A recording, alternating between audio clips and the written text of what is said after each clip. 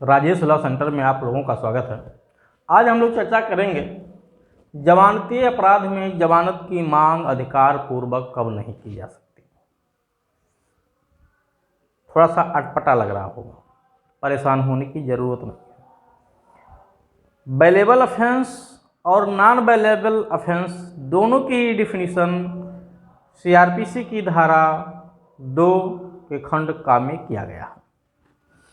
Bailable offence का मतलब होता है ऐसा अपराध जिसमें बेल एजा राइट होता है, यानी जब आरोपी को गिरफ्तार किया जाए तो उसे तुरंत जमानत पे छोड़ दिया जाए। ये आरोपी का जब अधिकार होता है तो ऐसे अपराधों को जमानती अपराध कहते हैं। जिन अपराधों में आरोपी को उसे जमानत पर तुरंत छोड़ दिया जाए, ये उसका अधिकार ना हो करके बल्कि अथॉरिटी का विवेकाधिकार होता है, उसे अजमानती अपराध कहते हैं। जमानती अपराध सामान्यतया कम गंभीर प्रकृति के अपराध होते हैं, अजमानती अपराध गंभीर प्रकृति के अपराध होते हैं। ठीक, क्वेश्चन यहाँ ये नहीं है बेलेबल नॉन बेलेबल ऑफेंस है क्या। क्वेश्चन यहाँ पे है बेलेबल ऑफेंस में बेल एजा राइट कब नहीं होता है। यहाँ से क्वेश्चन मेंस में भी खूब पूछा जाता है, पीसीएसजे में, एकेडमिक एग्जाम में भी पूछा जाता है। जमानती अपराध किसे कहते हैं, अजमानती अपराध किसे कहते हैं। तो एक क्वेश्चन खूब ये पूछा जाता है कि अजमानती अपराध में जमानत पाने का अधिकार कब होता है। तो उसी तरह से अब ये भी क्वेश्चन शुरू हो चुका है पूछा जाना कि जमानती अपराध में जमानत पाने का अधिकार कब नहीं होता है। उसी पे मैं ये वीडियो बनाया हूँ। जमानती अपराध में जमानत पे छूटे जाने का अधिकार है, ठीक है। ये धारा 436 में इसकी पूरी प्रक्रिया बताई गई है, धारा 2 का परिभाषा के साथ। ठीक, अब चलते हैं। हाँ, कोई अपराध बेलेबल है कि नॉन बेलेबल है, इसको देखने के लिए हमें सीआरपीसी की प्रथम अनुसूची में जाना पड़ेगा। चलिए, यहाँ जो मैं नियम बताने जा रहा हूँ ये एक जनरल नियम है। हो सकता है स्पेशल लॉज में और भी प्रावधान इसके अलावा भी हो, क्योंकि मैं तो सारा स्पेशल लॉ पढ़ा नहीं हूँ और मैं ही नहीं, कोई भी अध्यापक पूरे सारे लॉ को नहीं पढ़ा होगा और ना ही पढ़ने की ज़रूरत ही है।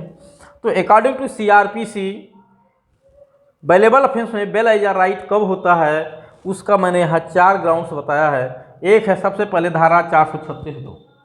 धारा 436(2) में ही खुद ही लिखा हुआ है कि जब कोई व्यक्ति जमानती अपराध के आरोप में गिरफ्तार किया गया हो और उसे जमानत पर छोड़ दिया गया हो, तो जमानत पे जब किसी को छोड़ा जाता है तो जमानत के साथ कुछ बंध पत्र भी भराए जाते हैं। बंध पत्र का मतलब है ही कुछ बंधन, कुछ शर्तें आप पे लगाई गई होंगी जिनका पालन आपको करना होगा। जब कोई व्यक्ति जिससे जमानती अपराध में जमानत पे छोड़ा गया हो और उन बंध पत्रों का उल्लंघन कर रहा हो, यानी उन शर्तों का उल्लंघन किया हो जो उस जमानत में दी गई हैं, तब उसे दोबारा गिरफ्तार अगर किया जाता है उन शर्तों के वायलेशन में, तो अपराध भले बेलेबल है, अब उसका बेल एजा राइट नहीं रह जाता है। अब उसे दोबारा जमानत पे छोड़ा जाए या ना छोड़ा जाए, ये अथॉरिटी का विवेकाधिकार होता है।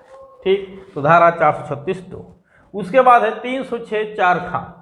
धारा 306(4)(ख) क्या कहती है, ये सीआरपीसी की धारा 306 है जो क्षमादान के नाम से परिचित है।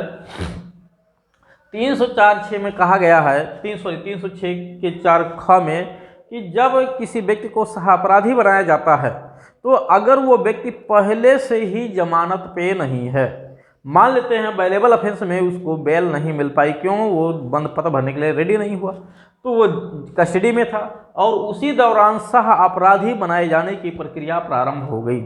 तो अब उसकी प्रक्रिया बनाया जाना अगर शुरू हो गया तो जब तक उस मामले का निस्तारण नहीं हो जाएगा तब तक उसे नहीं छोड़ा जाएगा। बेलेबल ऑफेंस हो या नॉन बेलेबल ऑफेंस, उससे कोई मतलब नहीं। साफ साफ लिखा कि जब तक प्रक्रिया पूरी हो नहीं जाएगी तब तक उसे जमानत पर नहीं छोड़ा जाएगा। तो 306(4)(ख) देख लीजिएगा आप लोग।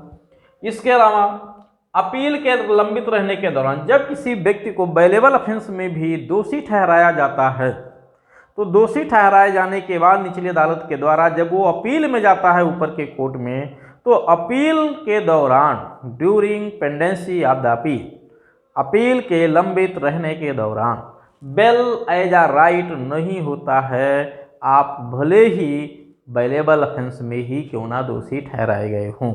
तो ऐसे कंडीशन में बेल एजा राइट नहीं होता है और अगला है अजमानती वारंट। जब NBW जारी किया जाता है CRPC की धारा 71 के तहत, ठीक है, 71 में BW बनाया जाता है, ठीक है। अगर BW 71 में नहीं बनाया गया है, 70 के तहत NBW जारी कर दिया गया है, तो ऐसी स्थिति में NBW का मतलब ही होता है कि वारंट जिस कोर्ट ने जारी किया है उस कोर्ट में लाए जाने तक अगर पुलिस ने उसे अरेस्ट किया तो विदिन 24 आवर्स कोर्ट में पेश करना होता है। पुलिस ने गिरफ्तार किया तो कम से कम 24 घंटे तक, जब तक वो कोर्ट में पेश करेंगी, पुलिस गिरफ्तारी से लेकर के कोर्ट में पेश किए जाने के जो समय है बीच में, उस समय तक बेलेबल ऑफेंस होने पे भी बेल एज राइट नहीं होता है।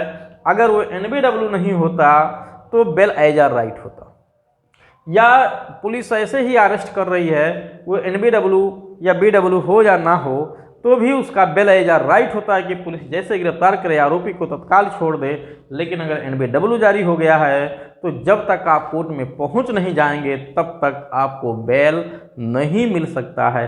अब आप कहोगे अरे साहब तो कोर्ट में पहुंचने तो मिल ही जाएगा, ये बात ठीक है, लेकिन आरोपी का तो राइट है ना, जैसे ही अरेस्ट हो तुरंत उसे छोड़ दिया जाए जमानत पे, लेकिन तब तक नहीं छोड़ा जाएगा जब तक वो कोर्ट में पहुंच ना जाए। तो कुछ समय तक के लिए बेल एज राइट सस्पेंड हो जाता है। तो जहां तक मैं CRPC में देख पाया, ठीक है, उस पर एक छोटा सा वीडियो मैंने बनाया है। अगर किसी बच्चे को लगता है कि कहीं और भी कोई प्रोविज़न है तो कमेंट बॉक्स में वो जो है कमेंट करके मुझे बता भी सकता है, जिसको मैं आगे की वीडियो में उसको जोड़ भी सकता हूँ।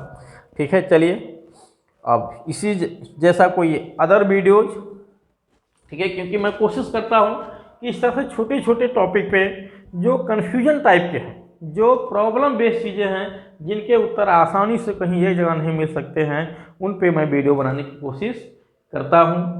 ठीक है, चलिए, उम्मीद है आप लोगों को अच्छे समझ में आया होगा। और दूसरी बात, यहाँ पे जैसा कि बोर्ड पे लिखा गया है कि PCSJ APO HJS की तैयारी के लिए भी आप दिए गए नंबर पे संपर्क कर सकते हैं। हमारे यहाँ PCSJ APO या HJS के लिए या एकेडमिक परीक्षा की दृष्टि से तैयारी के लिए जो है ऑनलाइन और ऑफलाइन दोनों प्रकार के क्लास की सुविधा उपलब्ध है। आप इस दिए गए नंबर पर संपर्क करके अपनी सुविधा अनुसार क्लास ज्वाइन कर सकते हैं।